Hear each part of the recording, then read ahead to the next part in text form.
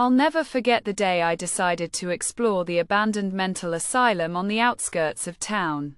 The once majestic building stood as a haunting reminder of the horrors that took place within its crumbling walls.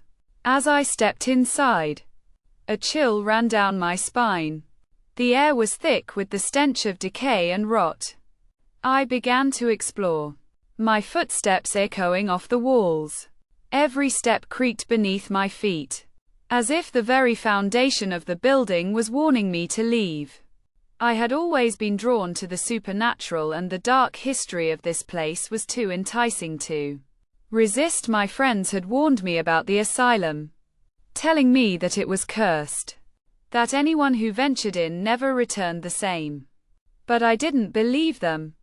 I had to see it for myself. As I delved deeper, I stumbled upon a door hidden behind a tattered curtain.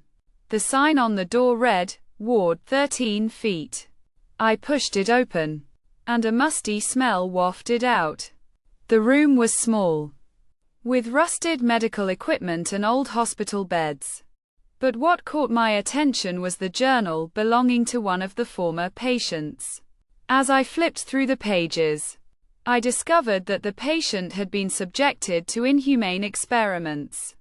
The entries became increasingly erratic, describing the patient's descent into madness. I felt a presence behind me and spun around, but there was no one there. Suddenly, I heard whispers, faint at first, but growing louder. The words were indistinguishable, but the malevolent intent was clear. I tried to flee, but my feet felt heavy, as if rooted to the spot. The whispers grew louder, more urgent, and I felt my sanity begin to unravel. And then, I saw it, a figure, tall and imposing, standing in the corner of the room. Its face was twisted into a grotesque grin, and its eyes seemed to bore into my soul. I tried to scream, but my voice was frozen in my throat. The figure began to move towards me, its presence filling the room with an unspeakable horror. I was paralyzed with fear, unable to move or escape. And then, everything went black.